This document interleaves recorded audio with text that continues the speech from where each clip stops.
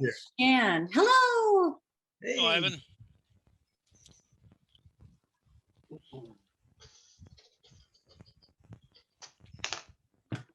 Jan's franchisor has been bought by a venture capital group. Is that right? It has. Yeah. Yes. I hope they don't fire me. If they try to, come and see me. I will. Thank you. Even better, just move across the street and open up a shop. Good idea. I love it. I'll go back into the beer business. Dilworth, don't give legal advice, okay? Just give them a suggestion. That way she'll have to come see you. Good morning, Rotarians and guests, and welcome to one of the 100th anniversary Mesa Rotary Club get-togethers. This is a topic that we're all interested in. Today, we're going to hear about economic development in the next 3 years, and that's with Mesa's Economic Development Director, Bill Jabjiniak. And today's May 19th, and you're at the right place. So just a little about Bill. Most of us already know a lot about Bill, but Bill became Mesa's Director of Economic Development back in 2007. And from Gateway through the Falcon Field and Riverview areas to downtown and the Fiesta District, from Google to Apple to the Cubs and lots of new industry in the area, Bill and his team have had a real positive impact on development right here in Mesa. So Mesa has now over 500,000 residents, and they tell me there's a workforce within 30 minutes of downtown Mesa that totals 1.4 million. So there's so much going on, and we're going to be brought up to speed in just a few minutes. Bill, welcome back to Mesa Rotary. Thank you, Ben. It's good to be back with so many familiar faces. So I look forward to covering a lot of ground, and I will tell you it's not inclusive because it changes from day to day. Wonderful.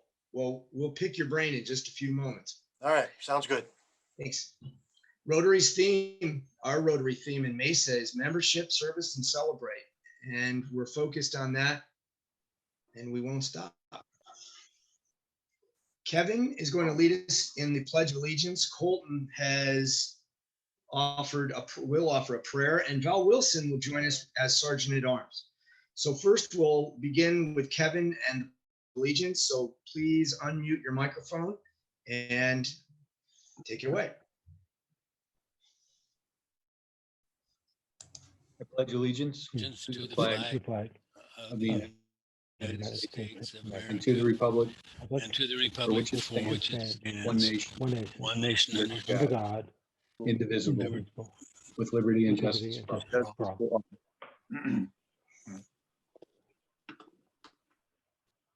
Okay, please join me in prayer.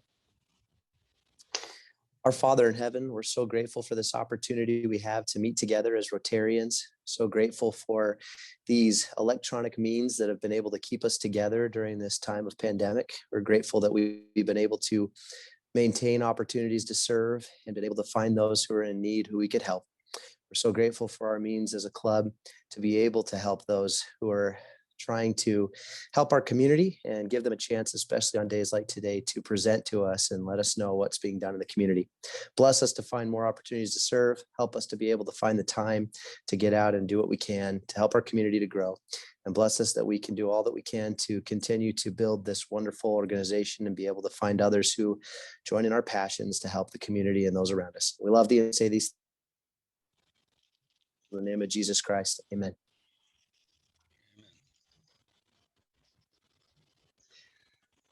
So thank you. As we move forward, I just want to showcase what Cammie did this last Friday. She helped to organize the shower kits for the homeless. She'll elaborate on that in just a minute, but it was quite an event and she accomplished a lot. She was the leader on that one. A few photos. We also got a chance to meet Alex in real life, not just virtually. He's our newest Rotarian. And Linda as well. They are on the assembly line. There's Nick and Nicole. And there are some of those bags right there. There were I think 100 bags that were assembled in about an hour or hour and a half. Nice. So we have a few guests in the room. Ron Russell is with us, Sarah Hancock, Randy Spencer. We also are expecting Elizabeth Sutton. Not sure if she's here yet. She's a student. Steve Rosansky, he's a Mesa business owner. He's also involved with the chamber. And Amanda Adams, she's our intern. She may join us in a few minutes too. But I wanted to get on to the homeless kit project. And I wanted to ask Cammie to just elaborate on that. I wanted to remind everybody that Carol did a terrific job 2 weeks ago with the food bank food drive. And last evening, yesterday afternoon, we worked with vocational grants committee in our club, and we were able to successfully award a 13th student with a vocational grant. That student is from right here in Mesa, like the other 12 that have received those scholarships so far this year. So the total, that number is there on the screen, 24,000 is a big deal.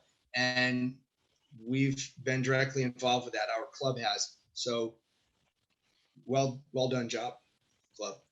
So I'm going to take off my screen share, and I'm going to ask Cammie just take a moment and tell the club about that project last week. Hey everyone.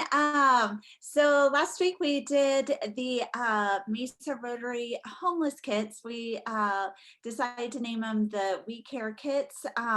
We assembled 100 care kits plus an extra 100 shower kits to be able to hand out to people in need, and we had a great turnout.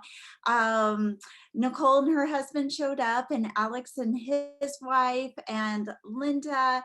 We also had Ben and the Red Mountain High School Interact sponsor, Jeremy Jones. He showed up, and then also a Rotaract student. So it was a really neat turnout, and then the care kits were delivered to Ben. Thank you. He delivered them to Paz de Cristo.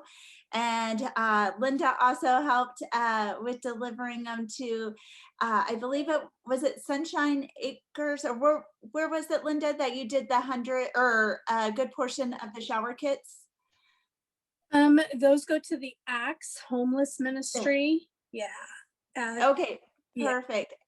And then also to one of our new members, Alex, he was there. And would you like to share just something that made an impact for you with getting together with our Mesa Rotary Club and doing this project? Yeah, of course. First, thank you so much, Cammie. It was an awesome event. I loved getting the opportunity to talk with you and Linda and everyone else that was there and get to meet you guys. Because as you guys have said, that was my first event. This is my very early in as a Rotarian, so that was my first real time meeting you guys. But also, it was my first time in a while that I was able to have an opportunity to give back to the community post-pandemic, and that felt great. And I hope we can continue doing that in the future. Perfect. Thank you so much for sharing. And it was so nice to get to have you. It was just a really cool all around turnout for this event. So I definitely know that we made a good impression on our community and people in need. So, and once again, thank you, Ben, for delivering all those bags. So, and thank you for everyone for assembling them and doing such a great job and bringing such positive attitudes. So it was neat to get to be around everyone. Great job, Cammie. You know, when you do those good jobs in Rotary, that means you get more good jobs to do in Rotary. So we'll be calling on you soon. Thank you. So Carissa is in the room, and Carissa, if you would unmute your microphone for just a moment and introduce yourself, and could you take just a brief moment to tell our club about the Rotary Vocational Grant and a little about your education. Literally take a minute and tell us about you. Hi, I'm Carissa. I never even heard of the Rotary Club until I went to sign up for this school. It was East Valley Medical College, and they helped me with the grant because I literally did not know what I was going to do. I'm a single mom of two, so they helped me a lot with that. I just finished with the school. I graduated, got my certification, and now I'm heading into hopefully getting a job with LabCorp. So they definitely made my dreams come true with that because I've been wanting to do phlebotomy school for a while, and it was a good experience for me. Carissa, we were very happy to be able to help you, and thank you for stopping by and just letting our members know how it impacted you. Yeah. Glad you're here, and we'll talk later, okay? Good job. All right. Thank you. You did very well. Can't believe you've already completed your certificate.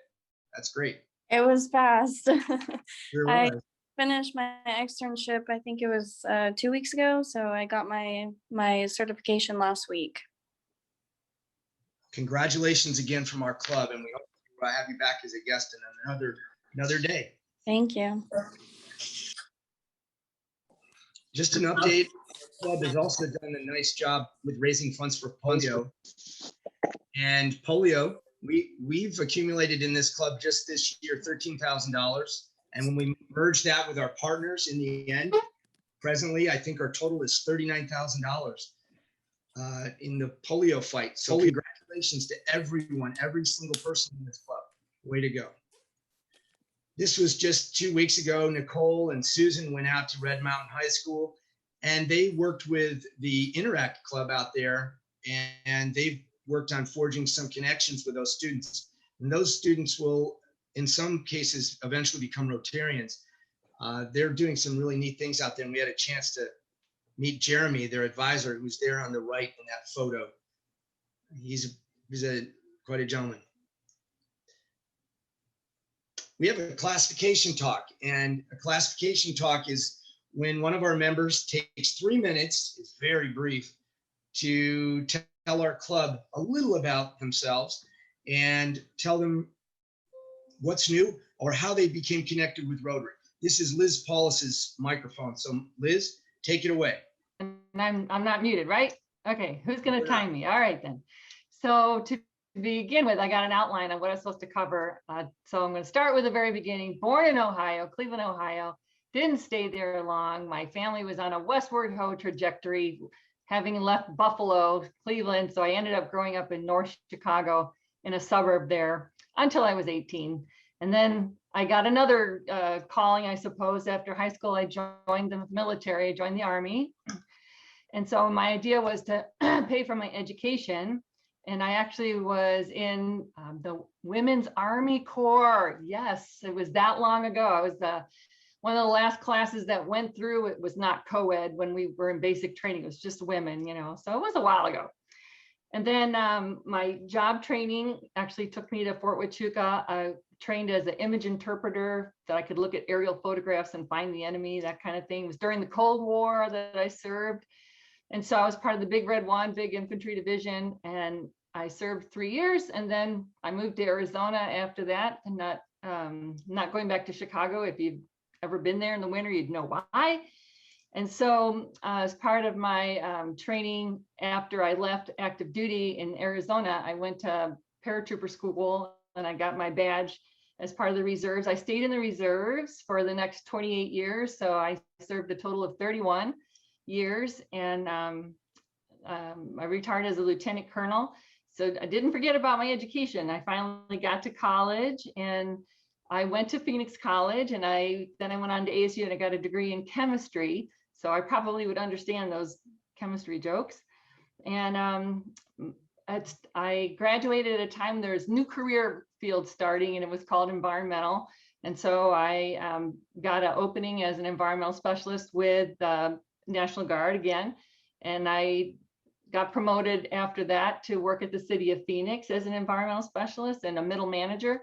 And that's my 2 jobs I ever had was as an environmental specialist at those 2 agencies. So then I was able to retire at the age of 52 from both of those organizations. and became the co-founder of College Bound AZ. It's a 501c3 that works with the low-income youth in the area to help them go to and through college. So I'm kind of on my third career. And so to do that, I went back to college after 35 years. Can you imagine? And I got a master's in education from Upper Iowa University so that I could write the curricula to help kids go to college. And so we've been doing it for 11 years. We have an 8th grade program at Rhodes Junior High. We have a high school program at EVIT where we just assisted 175 of their students to college. They have 6.2 million in financial awards through our program. And we also do food box and hygiene program for Mesa Community College. This year we delivered 2,000 meals during the pandemic through their curbside service. So I'm still at it, still going west as it were. And I became a Rotarian through my husband. We'll be married 20 years this year. We have 5 children together. Well, you know what I mean. A total of 5 children and 2 foster children and 8 grandchildren. So happy to be here and be a part of Rotary. After all these years, I finally actually joined myself. So thank you for having me. It's incredible, Liz. You're a paratrooper and you're a lieutenant colonel and you're a Rotarian and you led the College Bound effort. Way to go. We're glad you're part of our club. You really have been for a long time. Yeah. And it'll be nice when you get to meet everybody that you don't know in the club once we're back in person soon, hopefully. Yes. I know I was at a board meeting last night and I'm still doing it Zoom and they're all asking, well, aren't we going to meet in person? I'm just so programmed now to do everything virtually. It's like, I don't even put that on my radar. So yeah, let's get back to normal. You're gonna have to unlearn that. Thanks, Liz. Yeah. Way to go. I'm gonna give the microphone to Val Wilson now. Val's our Sergeant at Arms, and Val, the floor is yours. Thank you. Well, let's start with confessions. I think it was 6th grade graduation today. Anybody have any 6th graders that graduated? Nobody? Not one 6th grader? This is the old man's club now. I do actually have a grandchild. There you go. You probably didn't graduate today. So any other things that we would like to confess, we're proud of? Oh, Val, I want to make a confession that I omitted from my classification talk that several Rotarians have served on the board of directors. So I'll let you fine me $100 for that omission. I apologize. And you're one of them. Well, thank you, Liz. That's good. $100 from Liz. Yeah. So let's see. We don't have to worry about chemistry jokes this week. We'll do that in the future. So our speaker, which interestingly enough has attracted 40 participants. That's a little higher than average, Bill. So that's because of your expertise that we're having such a crowd today. I thought it was because it was your heavy hand with the fine going on. I just. Right. We're pretty light-handed today. All right. I believe you're from New Hampshire. Is that right? I'm born and raised in Pennsylvania and then moved to New Hampshire. Yes. All right. Well, I was going to give a New Hampshire quiz if we don't have anybody else that's going to contribute. So who knows how many people live in New Hampshire? That may be one of the reasons that the bill is here. Anybody have a wild guess what the population of New Hampshire is? 1.1, 1.2, where you at? It's up about 4.6%. It's actually 1.3 plus, which is interesting because the population of New Hampshire has not grown as many people as the population of Mesa has over the last 10 years. There you go. And that's in spite of the fact that New Hampshire is one of the faster growing states in the country, at least in New England. What states do you think have lost population in the last 10 years? Bill, you don't have to answer this, but you probably know. California, New York, Illinois. Illinois for sure. Nice job there. California has not lost because there's enough people coming in to push out some of the other ones that are trying to get away. The answer is West Virginia, Illinois, and Iowa. New York. Mississippi. No, Iowa's growing. Mississippi's losing people too. We're going to hear today about, well, we're going to hear from Bill, and somebody hopefully will introduce him. He has more awards than Michael Phelps. He's got a gold, a bronze, a silver. He has more awards than you can imagine. He's going to tell us about all the things that are happening in Mesa, including, what is it, plot 17, the library projected for Eastmark area. Lots of things happening. Outdoor taco population is increasing, all kinds of things happening. So unless somebody has something further to admit to, we'll leave it to him. He's got a good program. We want to hear all about Mesa and the economic development coming up. Back to you, Joe Wilson, probably, huh? Joe's not here. So Okay.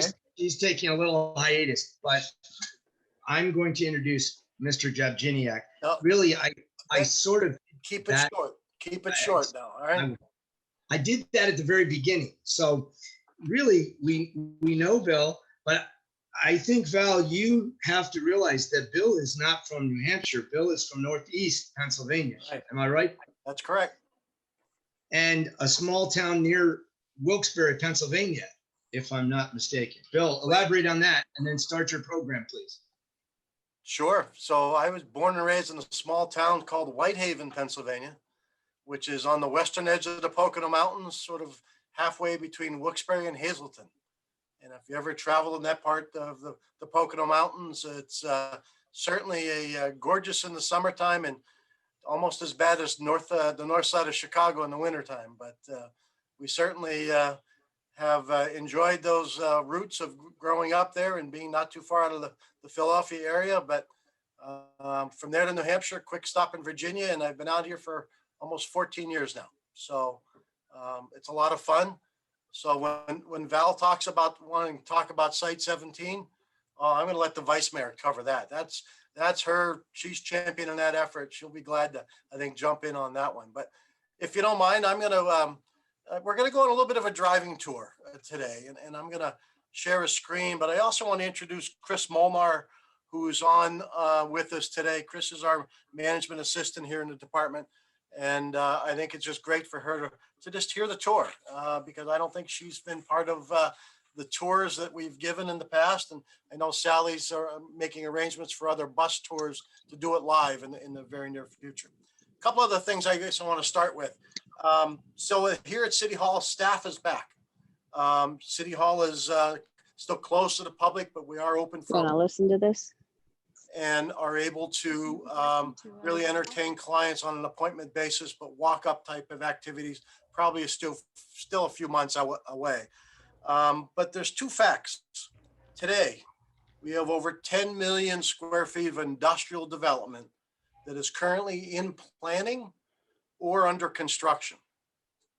That's come a long way in a very short period of time. So when you think about that, that's not including the build to suit. So something built specifically for a variety of clients. And while our census is not quite announced yet, I think we were at 518,000. That number is expected to probably go up by almost 10,000 people. So a couple of big growth numbers there for you. So let's see, screen number 2, and we're going to share that. And tell me if we can see that. All right. Okay, so we have 5 employment areas I always talk about. So we're going to start our driving tour up here in the northwest corner, sorry, and do the roundabout and end up in downtown. So this is going to be a fairly quick tour just to keep it on schedule here today. So the Union, first building is complete. That's this one here. They're doing some site and putting some parking in and some landscaping. First tenant is ready for getting their tenant fit up complete, but we're anxious. That building's 240,000 square feet, about 60,000 feet per floor, see the garage here to the back end of this. The next project I want to just talk about is victim of our own success. This is Waypoint. So think about Alma School and Bass Pro Drive. Here's Alma School, Bass Pro Drive. Here's the canal. These 4 buildings are existing. We've now come in with another building through the developer and a parking structure to accommodate things. They were at 90+% occupancy as the pandemic hit. And now I've entitled the 5th building in here. So that's a good sign for us. Let's jump on the 202 and go for a quick tour. We're going to go up on the corner of Thomas and Val Vista. So Val Vista and the 202 right here. You can see on the inset, it's a long skinny piece that's sitting there for a long time. I think it has a Kitchell trailer on it. Kitchell's finally proposed about 108,000 square foot industrial building sitting in that corner, leaving this side open for future uses. So that'll be interesting to see what happens at this intersection. A lot of activity, both to the southwest and southeast corners, development off to the north side here as well. So a lot of you probably drive by this. Let's go on back on the 202 and get off at Greenfield and turn right. And at the southeast corner, you have this building, and this is a fairly current picture. You can see the insert has what it's going to look like, but there's actually 2 buildings underway here. One's about 72,000, the other one's about 87,000 square feet, industrial speculative development. And we have a saying in the business, you need product to win projects. So it's something that the more we see industrial spec, the better chance we have of landing good quality employers. I just looked at our numbers for the fiscal year. Our average salary right now today is, for the jobs that we've been able to attract, is about $66,000. That is substantially above where it has been for the last few years. So that's a good sign. Let's continue down Greenfield a little bit, down towards the corner of McDowell. This big building is up, and as you see, this is on the Boeing campus. They have 155,000 one-story building that they'll use for fabrication purposes. Great to see Boeing here expanding, continuing to grow, and really, I think they found the business environment very attractive. Further down Greenfield, if you haven't been by these, you should take a tour. It's great to see these hangars on Falcon Field. There's, I think about 350,000 square feet, if I remember correctly, being developed in a variety of sizes and shapes and price points. A lot of this is already available as the construction continues on other parts, but it's great to see that development on Falcon Field itself. Let's jump to the south of Falcon Field, sort of along 48th Street. So I'm south of McKellips now. I always liked the shape of this building when it was going up. This is BMO USA. BMO does freestanding or free clear span roof structures. So you can see when they fabricate these things, pieces of steel that come out of here. I always thought this was going to be a hangar and thought they missed the airport by a half a mile or so.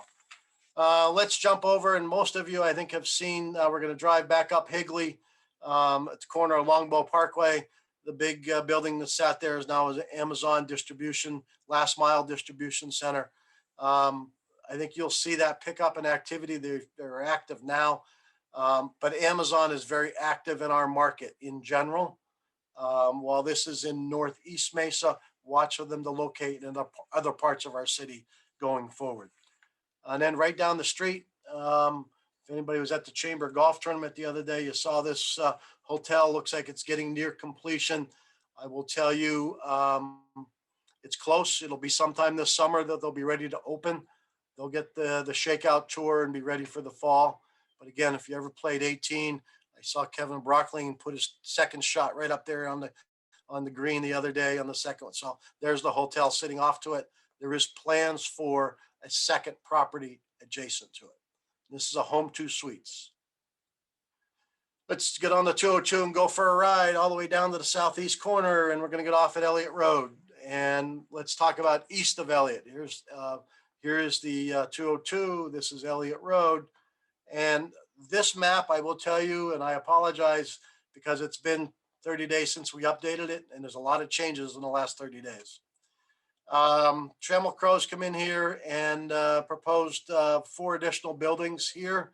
The hospital is getting ready to start a medical office building, which is fantastic to see to complement the Dignity Health property that's here. 2 industrial buildings and a road has been the road's been put in. The industrial buildings have not started. Comark has not officially announced they've got everything they need to get going. Let's see, Diversified's in here with a retail type of project. Niagara has did not add to their footprint, but they added a second production line. This property has a proposal on it. I'm sorry, it's on this side of the street, for a couple more industrial buildings by Kitchell Development down here as well. Digital Realty has sold, and the Eisenberg companies have bought it and proposed 6 manufacturing buildings in here. This blue line represents power. So does this big yellow line, and so does this yellow line. Power is an important piece of our economic development effort. Having 69 kV, 230 and 500 is so important. What's that? Oh, NTT is, the walls are up on NTT. So if anybody goes down Elliott Road, wonder what that is. NTT is putting up the first of several buildings in here. Able Grids secured that property, hasn't done anything. They do battery storage. So they need to pull power off of here. They will actually be building battery and alternative, think of alternative energy as we keep going here a little bit. Signal Butte Water Treatment Plant, we just opened that 2 years ago. We're going to be doubling that from 24 million gallons a day to 48. That process has already started. LKY Development has sold. I don't even have the site plan into here. They've proposed 3 industrial buildings, retail, and a gas station out here along this front edge. This is the Apple facility. This property is under agreement to a non-disclosed user that everybody will recognize. Project Hurdle needs to be taken down. Is that on over the weekend or Friday of last week? Died a quick death, fell out of escrow. It did not receive their funding. Project Javelina is not underway, but getting their final approvals and are anxious to get going. And Project Huckleberry is actually 396 acres now, as they cut the corner here a little bit and look for that to keep going forward. But again, we deal with a lot in the non-disclosure category. Let's jump to the west side of the 202 if I can. So here's 202 and Elliott Road, landing at Elliott. If anybody's wondered what that big blue fence around that property is, that's 1.1 million square feet of industrial spec. Now, again, product wins projects. I could tell you at 400,000 plus, 600,000 plus, those 2 buildings are getting a lot of look by manufacturers, which is a big plus for us as well. Let's see, Edge Connects isn't doing a whole lot. This project was just in with a proposed mix of uses, industrial and some residential. We'll see how that shakes out. These are smaller buildings being proposed, but they are industrial for sale. Instead of big 400, 600, we're talking 25, 50,000 square footers in here for sale.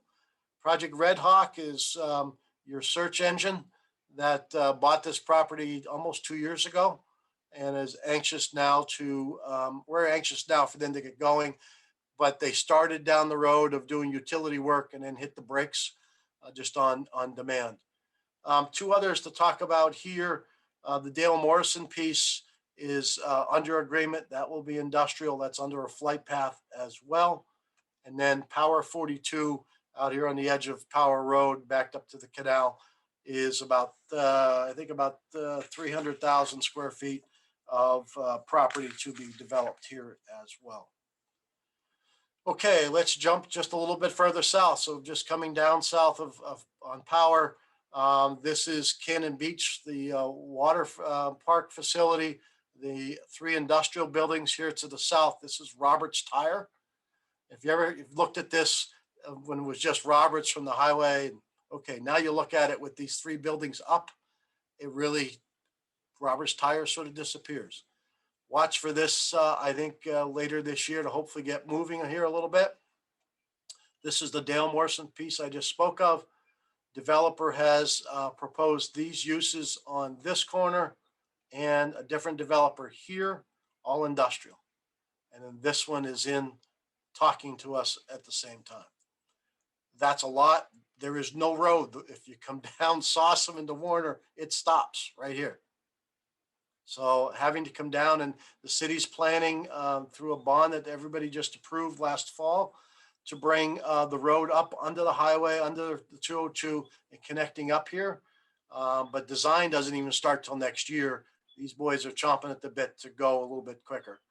While I've got this up, so this over here is Vivo Development Gallery Park, and it's a mixed use development, and it's purposely, I don't have just a great picture, but Spencer's is here on the corner. Their residential is ready to go. They've got a variety of other infrastructure they're going to put in here. They've got 2 hotels. They've got office. I've got more residential.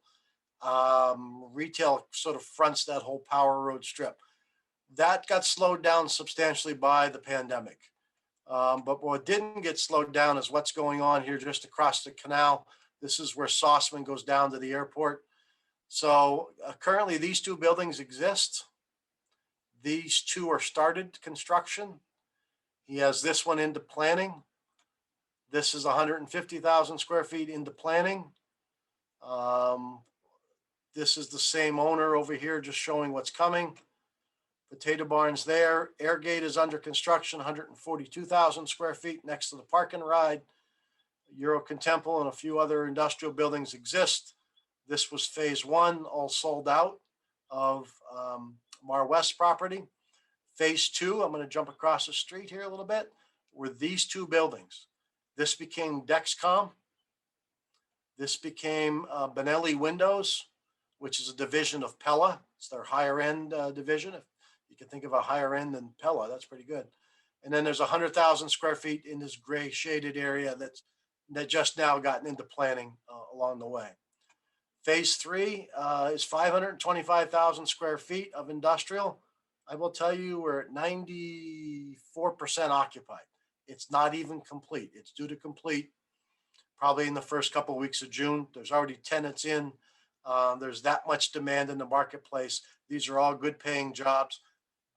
Probably a lot of these we have not even announced yet. This is, everybody hopefully have seen the electric vehicle manufacturer called Electromechanica. That's the groundbreaking event from the other day. There's the car. It's 3-wheeled. Bill doesn't fit in it. Well, he can get in, but he can't get back out too easily. I'll put it to you that way. So it's great. Plug it in at night, goes about 100 miles without charging it. They're building a 235,000 square foot building where they'll do their US production of the Solo. And they also have a Roadster that they will produce in the future. But right now, this factory will focus on this 3-wheeled vehicle called the Solo. And even for Ben, it's only $18,500 and you can have one today. How am I doing? Anyway. All right, let's move along here. There's the Electromechanica site plan again. Let's jump over here and follow. When you come across Ray Road, come out here to the corner of Ellsworth. The north side is being sold. This is the Ryan Companies who has just also acquired this piece. So we have industrial. Sunbelt has industrial in the back, and this is a big SRP receiving station, not even a substation. This is a big power piece that needs to be, it's very industrial looking, let's put it that way. This development has some retail to the front and then residential here in the middle. And then up here from Warner down, group out of, I think it's Indiana, Scannell, is buying the old Via West site. And we're working with them on site plans. We want to really engage some retail, some other things out along this Ellsworth edge. So stay tuned on some of that, but that's a substantial development as well. Okay, so go back here for just a second. So as I pointed to Ray Road here, coming across to the corner of Ellsworth, now focus this corner down here because we're on to the airport property. So here's Ray, here's Ellsworth, here's the corner of the property. So out in the marketplace, the airport has gone out and actually solicited developers and got national attention for a mixed use type of development on the airport, because this is where the future terminal would be. Think about coming off Hawes Road today, you'll be coming into the terminal here. Then what other uses are going to be out here that can be allowed or would be of good use? And you've got everything from some flex project or property to industrial in here to retail out in here. And then this is office near the airport, I think, as well. So I think that's going to be interesting to see how that, but watch for that in the future. But the airport's doing a great job out there with trying to bring some national development to this, to our site. Further down Ellsworth, let's go down past Williams Field. Hopefully most of you have heard by now of the Legacy Sports Park. It's under construction. It's still in the county, but it's under construction. You see a couple of buildings that are going up. The fields are being worked through. There is a water agreement here as well. We're doing some road improvements on Williams Field out to Ellsworth. So we're just above Pecos. You can see the location to the end of the runway. This is all Cadence and Eastmark back up in here. So watch for that. That'll be fun to see that develop with all those fields and hopefully attracting additional development in the future. Let's come down here to Pecos and head east a little bit. And I threw these three up here just because I don't have site plans handy, but all three of these are longtime Mesa companies. They're all expanding. ZFTRW in expansion mode. They are going to sell off a small piece of their property, but they've had excess property for quite some time. Fuji with the two chip manufacturers, Fuji's in a hurry. Fuji's looking to expand on site. They're looking for additional property, working with them to grow their workforce as well. So stay tuned there. And Crumb Rubber is also in expansion mode. All of that's in our heavy industrial area of deep Southeast Mesa. And while we're out there, and I always chastise staff, I think, for putting this photo up because it looks kind of ugly over in here, but this is CMC Steel. They take scrap metal and turn it into rebar. Now they're going to take scrap metal and build a second mill. This was announced last August, I believe, maybe beginning of September. And that'll build, they will then build architectural steel. So that will be fun to see out there on our, literally on our border. They border Germain and Meridian out that far out. So stay tuned with that. So then I come back along Germain a little bit, and Germain's down here, cross over Signal Butte. And again, the 24 is going to be up to this corner off the map. We'll connect down here to Pecos. And then Queen Creek has actually fronted some money to pay for the stretch of Signal Butte to be complete down to their border. They help them with traffic getting out of Queen Creek. So once the 24 is complete, you'll see some of this come together. But just not too far away, this is Old Dominion. This is huge. This is, you know, between Germain and Pecos, all these huge buildings. There's 4.2 million square feet proposed as industrial. That's a lot. I don't think we can absorb that much at one time, but some of these users, big manufacturers, big brand names, we're seeing a lot more in the Fortune 500 world today that are now looking at us bringing substantial quantities of jobs. You know, 2,000 jobs here, 2,500 jobs here. This is a lot bigger than what we've ever played with at one time. You know, we've had people grow, but this huge along the way. Back over to the corner of Ellsworth and Pecos. So Germain up here to Ellsworth, right in the corner. There's a gas station across the street. Got a cobblestone going in here. Duncan's going to go in here in case anybody's interested. More industrial back and off of the main thoroughfare. So let's go back to Ellsworth and go further west. See, off of Ellsworth, go a little west. So this is Pecos 10. Again, some more of the smaller properties that can be for sale. I think some of the smaller users would be looking for this type of product as well. You can see the variety of buildings and sizes we have in here on this one. So now I'm getting to be under the airport a little bit. So the next one's right over here a little bit further. So this is KT Fabrication. They bought this site a long time ago. They build windows. A lot of the metal windows you see in these industrial office buildings, they build them. They're moving here and have plans for a good sized building on this site here. And then just to the other side of that, brand new, just recently came in along 80th Street in Pecos. Again, you see 10 more buildings. They're smaller in size again. Down here, they're trying to, on the south side of Pecos, smaller in nature, a little more flexible in types of uses. But those 10 buildings will add up in size and square footage.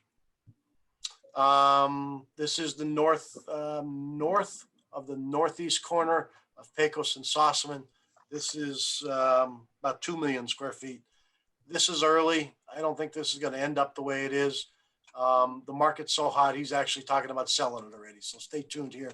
But literally this border up here is the airport. Let's jump across the corner here. So now I'm in the southwest corner. You've got 3 buildings proposed on the southwest corner of Pecos and Sossaman. And then I'm going to get back on the 60, take a drink of water, go for a ride. We're going to get off the 60 at Mesa Drive. So now we're in Mr. Kavanaugh's old district. Phase 1 went extremely well. They jumped to phase 2. They filled that up quickly. The second building, I will tell you, is spoken for. The lease is signed. They have not announced. That is 450 to 500 new good paying jobs with another Fortune 500 brand that took this whole space. Great to win that one. I'm now anxious to get it on the street. So they have started construction on these 4, and then this is the 5th building here as well. So again, demand today is bigger sizes, and that'll attract your bigger floor plates, higher ceilings will attract your better users. Let's jump over to Fiesta Mall. The good news here, even though we have different shading of green, the 4 different box stores, and let me back up. This was originally owned by 5 different entities. We're down to 2.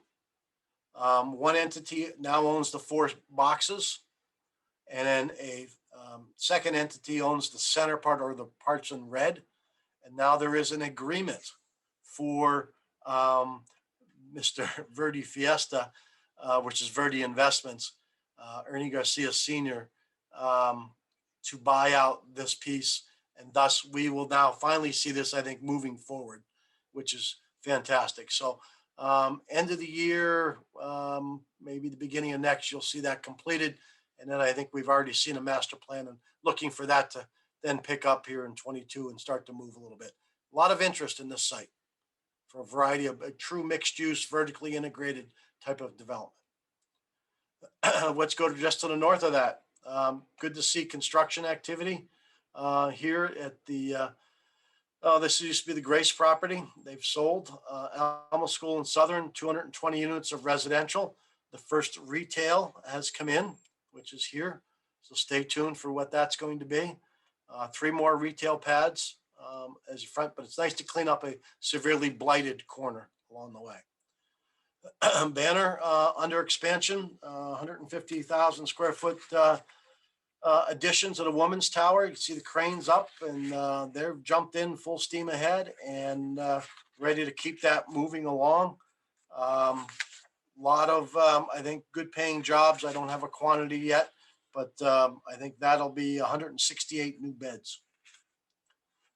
Jump up Dobson on your driving tour. Mekong Plaza is going to expand. So they're basically going to add an L-shaped here where it sits back in here. You're now going to turn the L and come out to Dobson, which is a welcome growth to the Asian district for us as well. Just off of that is the Sycamore Landings, the housing development that you see here. Sort of like that, they were in early, talked to us about a variety of uses, and I think they've done a nice job of working with our planning staff and other folks to create Sycamore Landings. That is, I forget how, that's about 5 or 6 stories now. So good side, good property, good use for that. All right, Vice Mayor, this is where you get to save me a little bit and save my voice. If you want to jump in anywhere, go ahead and unmute. But this is downtown Mesa, and you're able to see this is the first one of view from Pepper Street, Echo Mesa. So this is, I think, a very unique high-end apartment for downtown. Rooftop solar, capturing gray water, charging stations, car sharing. So look for that to get into the permitting process as we go forward. And again, parking will be accommodated here. They're going to go vertical. This is Second Ave and McDonald. See here what they're looking for from residential. And see locations, Lenhart's and Spencer's, and this is tucked in behind here a little bit as well. Here's a current shot of this is one you can watch construction live at ASU as we go to head down the last couple of slides here. But this is as of, I think, yesterday. And it's great to see progress moving along really well now. Where do you start to see the park develop next to it? I think that'll be a big plus for us as well. This is the Opus development on the old Brown and Brown site. Expecting them to break ground here anytime here in the next probably 30 to 60 days. I think is the last time Brett said something to me along the way. Vice Mayor, you want to add anything about downtown before I wrap up? No, sorry, I had to miss just a few minutes to take care of something. But I saw something in the chat about, you know, the 1 to 3, the new developments and how do we compare to Chandler and Gilbert? Well, no comparison at all, or far superior, of course. And so, no, we have a lot going on overall in Mesa, and especially in downtown. I think this next year, there are so many new private developments and public developments the city is doing. It'll be night and day within development for the next, by a year from now, and by the end of 22, it'd be tremendous. And then looking out from the years from that, it's going to catapult like crazy. So you can say you knew downtown Mesa when. There you go. If you haven't been down in a while, you should take the time to come down. It's fun to see people out and about. So good stuff. Thank you, Vice Mayor. Just to wrap up, this is not everything. If you want to try to keep track of things, you can go to mesaaz.gov, go to the government click, and go down here to maps. See down here. Go to development sites. And then you'll be able to go into what's in planning, what's in zoning, what's approved, what's under construction. Hey, I'm just nosy about what's going on here. And you can click on it and go from there. One final note as I wrap up here.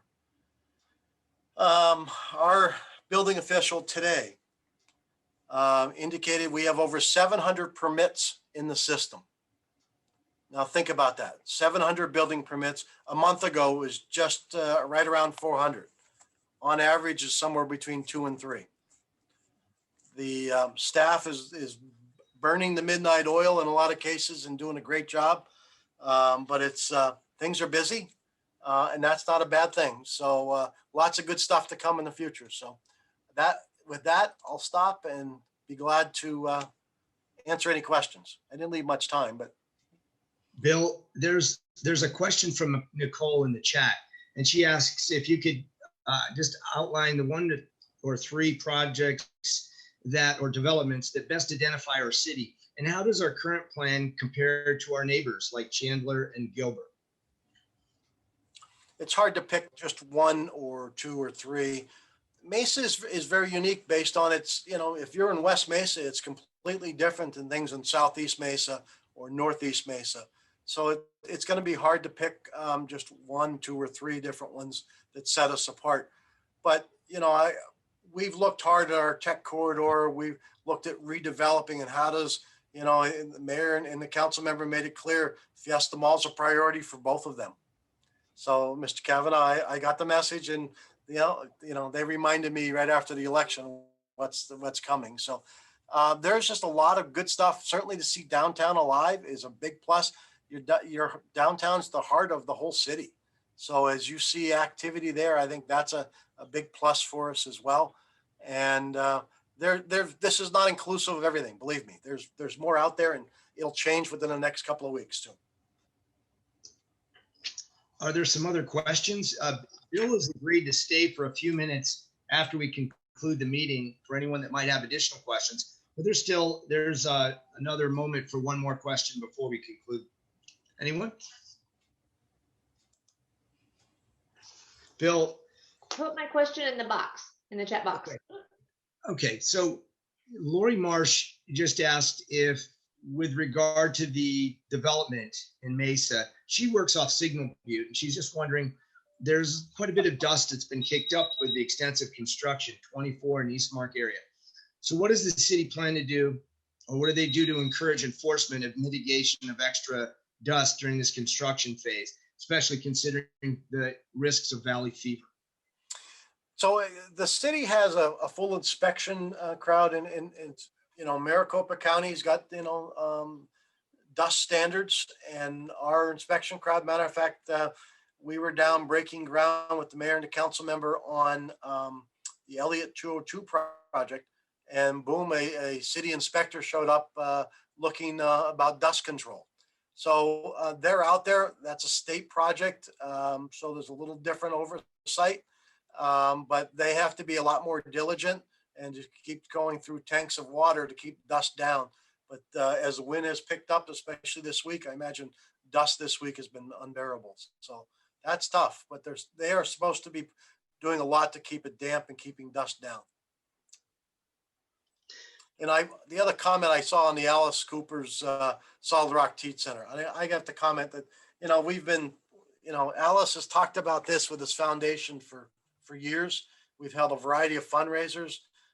Thank you to Andy and the school district for being able to partner with them and pull that together. We just attended an event here, I guess it was last month now, that, I think was fantastic, and they raised a substantial amount of money. And they actually raised more money here in Mesa than they do at Christmas pudding for the Alice Cooper event. But this was up in Northeast Mesa at Lucendas. So there's the great cause for a lot of that. So that's good stuff. So allow me to just conclude our meeting for those that have to leave and depart for other meetings. And again, Bill will offer to stick around for a few minutes after for anyone with questions. So just as we look at our schedule over the next few weeks, I've got 4 meetings left. And then I think there's the GGOPP eventually. But I want everybody just to be reminded, we're reviewing in-person meeting options, and we're working on it. And we hope to have some solid information in the next, maybe in 2 weeks. On the 26th of May, we're dark. There is no meeting. It's Memorial Day. On the 2nd of June, we have a program. It's live with the CIA. I'm really not allowed to tell you much more, but James Olson will, and we'll hear more about that soon. On the 9th, June 9th, Mesa Parks and Recreation, Andrea Moore will fill us in on everything going on, projects, the plans, etc. So listen, Bill Jabjiniak's meeting was the most incredible economic development meeting I've ever witnessed. And it was a great tour. I heard him say there are 700 permits in queue right now. I mean, this is incredible what's going on here. And you're doing a phenomenal job, and your team as well. So I'm going to say thank you for providing us with a great meeting. Yeah, we're off to a great start today, and I hope from this point everyone goes out and makes it outstanding. Have a great day. Stick around if you have any more comment on it. Thank you. Thanks, Ben. Thank you, Bill.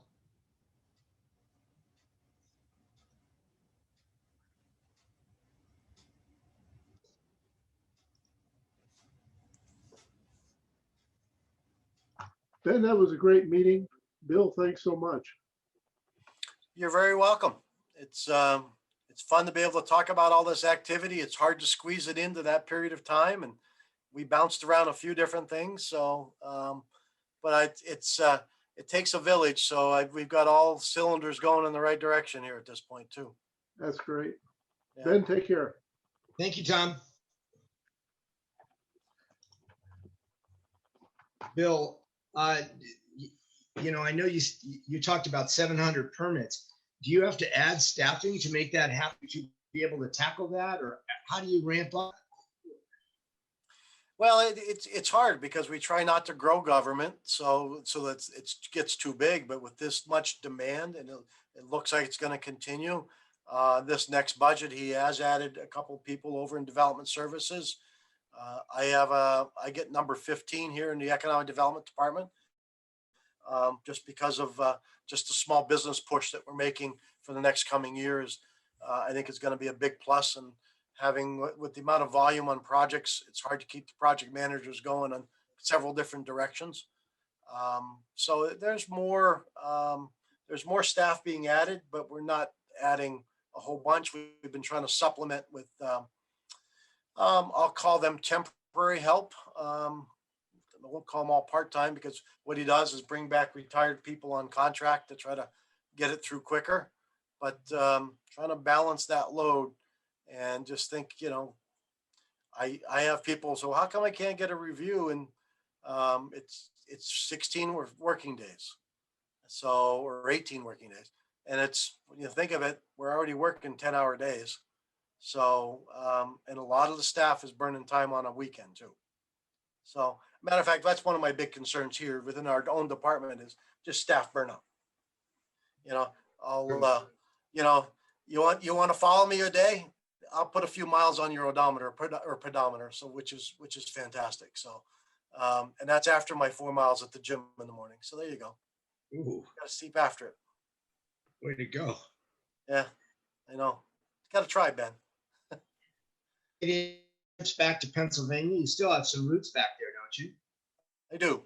I do. And it's, I go back about once a year. Mom and dad are buried back there. And I still have a brother and a sister in Northeast, and another sister down in Philadelphia. So